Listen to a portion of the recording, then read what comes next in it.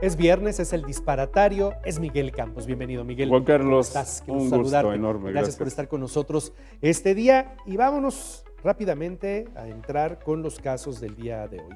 Este es un caso muy común, lo pone sobre la mesa Alejandro Mendoza, nuestro productor. El otro día incluso hasta a mí me hizo dudar. ¿Cómo se debe decir? Él lee, del verbo leer, él lee o él lee. Lee. ¿Te acuerdas del secretario de Educación del sexenio antepasado? Cuando fue a una escuela y una niñita le dijo, no se dice leer, se dice leer, porque él coloquialmente decimos, hay que leer, muchachos, sí. ¿No? Dicen los secretarios de Educación haciéndose pasar por chistosos. Lo cierto es que es leer, con dos E's. Sí, claro. Y todas las vocales fuertes, A, E, O, nunca forman diptongos, siempre son sílabas. Por lo tanto, la palabra lee es una palabra grave. Termina en vocal, no lleva tilde, pero es lee. Tienes que separar las dos vocales fuertes. El lee es un absurdo. ¿Sabes dónde dicen lee? En Argentina, pero es propio del modo de hablar del español en Argentina. Y solamente lo dicen, y en imperativo, o él lee, lo dicen así, pero es una rareza, es un idioma un poquito diferente, es un dialecto, ¿no?, del español. Pero aquí en el español de México, en Latinoamérica en general, lee, hay que separar las dos vocales. Es decir, es como si se acentuara la primera E. De hecho se acentúa, pero no se tilda, Juan Carlos, porque no, por regla, ¿no? El acento es la fuerza. Sí, el acento es la fuerza, la tilde es el signo. Y hay otras dos palabras que le parecen, son cree, cree. También hay que dicen cree. Claro, es cierto. De creer, no confundir él con... cree. Sí. No, es él cree. Cree, de creer. Cree. Porque está el verbo crear, de hacer algo. Si tú haces una obra, la creé, ahí sí, en tiempo pasado, del verbo crear. Yo creé un noticiario, por ejemplo, pero del verbo creer es igual. Caer. Igual, exactamente. Él cae. Lee, cae y cree, así se pronuncia. Lee, cae, cree, porque él cae. Bueno, ese no es tan común, pero es. Pero cae. Sí lo usan, sí. Que cae, cuidado. Está bueno ese tema. A ver, y de repente se puso como que de moda, si tú tienes que ir a hacer una solicitud de trabajo, de algún servicio, de algo, y dice, hay que aplicar en lugar de solicitar. Sí. Hay que aplicar. Sí. En el español nuestro, en el diccionario, solo aparece aplicar con el sentido de poner algo con presión. Presionas algo, aplicas una fuerza. Y la otra es... Aplicas una calcomanía, por ejemplo. Aplicas pintura, Así es. Y aplicas una inyección. También, exactamente. Y también cuando te pones muy inteligente, estudioso, eres aplicado. Y hay una variante que es aplicación, un conjunto de conceptos técnicos para, por ejemplo, crear un programa administrativo. De ahí viene lo de aplicación en los teléfonos, ¿no? Pero no confundir, en inglés application tiene los dos sentidos, de estar aplicado y también de solicitar. Aquí en México tenemos la bonita palabra solicitante, déjelo ahí.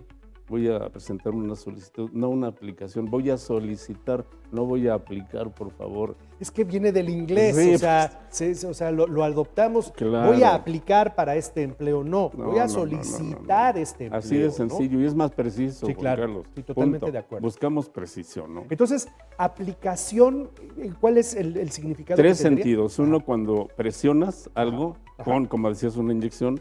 Cuando eres muy estudioso, te aplicas, y el concepto de un programa administrativo para desarrollar alguna actividad casi mecánica, ¿no? Correcto. De carácter. Y que esas son las famosas las applications, que bueno, ahí sí se vale porque es un concepto técnico. Pero eso es para un concepto técnico. Pero no para solicitar nada, por favor. Está bueno, está muy interesante esto. A ver, la palabra promedio y el concepto número aproximado no son lo mismo. Voy a dar una conferencia en un ratito, Juan Carlos, y va a haber 40 personas. Si yo digo ahorita va a haber un promedio de 40 personas, es una tontería. Claro. Va a haber aproximadamente, más o menos, pero luego así dicen, sacas el promedio, si son 3 salones, en uno hay 20, otro 40 y otro 60, son 120 entre 3, promedio 40. Luego así en los actos políticos hubo un promedio de 3,000 personas. No, señores. Si son sucesivos actos, bueno, el tienes promedio en cada acto. toda la razón. Sí lo has oído, Sí, ¿no? claro, por Periodísticamente supuesto. políticos. Y luego el periodismo En los medios lo reproduce. cometemos ese error en los medios, en los gobiernos, en fin, un promedio. Aproximadamente, más o menos, cuando no hay una comparación. Cuando hay comparación, pues sí, sacas un promedio entre varios. Un promedio que es una operación incluso matemática, ¿no? Exactamente. Correcto, muy interesante.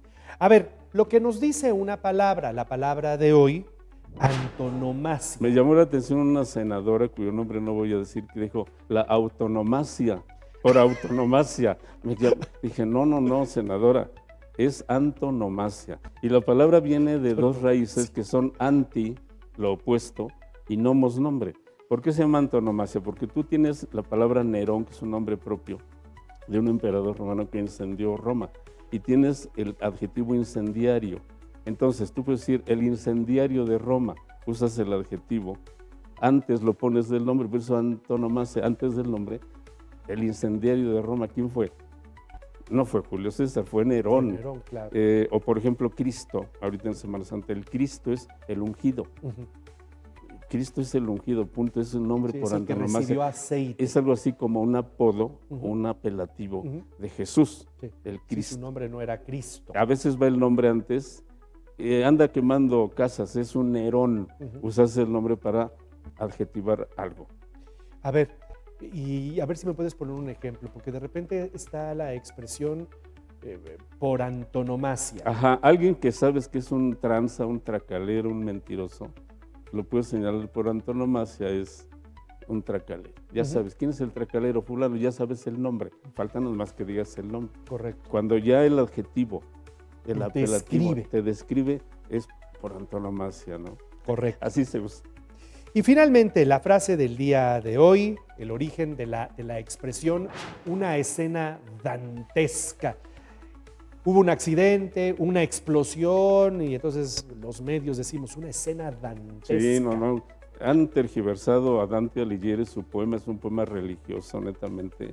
Sobre todo el infierno, que es donde van los que se portan mal, reciben castigos. Hay castigos feos, por ejemplo, hay unos donde se queman, arden y vuelven a vivir y se mueren quemados y vuelven a vivir, como el ave fénix.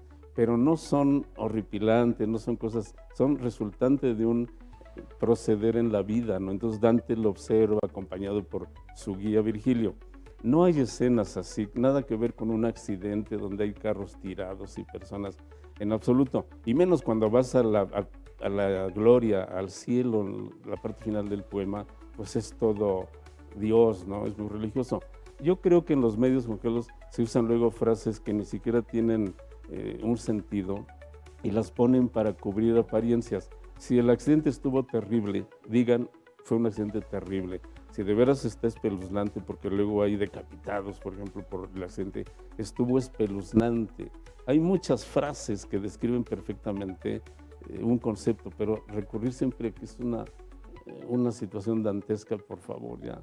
Dejemos a Dante. Hay que leer. Dejemos a Dante. Probablemente lo que sucede es que, digo, ahora que lo dices, estoy pensando algunos libros de la comedia de Dante que están ilustrados, tienen, cuando se habla en torno al al infierno, sobre todo. Entonces lo ilustran y ves demonios tratando de escapar del fuego y caras de sufrimiento, porque así el ilustrador en su momento así lo representó. Por supuesto, ¿no? Y hay escenas así, pero repito, el periodismo es precisión. Correcto. Y entonces hay que usar los adjetivos puntuales, ¿no, Juan Carlos? Dejemos a Dante y la escena dantesca que fue del periodismo amarillista, sí, claro, para llamar la atención. Sí, claro. Correcto, me parece muy bien. Tus redes sociales, Miguel. Miguel Campos R15, por favor, para estar en contacto en X. Fundamentalmente esa, Juan Carlos. Seguimos trabajando para hacer la comunidad. Miguel Campos R15 a través de X. Ahí está, escríbale. Si tiene alguna duda, seguramente Miguel se la va a responder. Sin duda. Nos vemos Juan la semana Carlos, entrante, hasta Miguel. la próxima. Muchas gracias. Buen día. Buen día.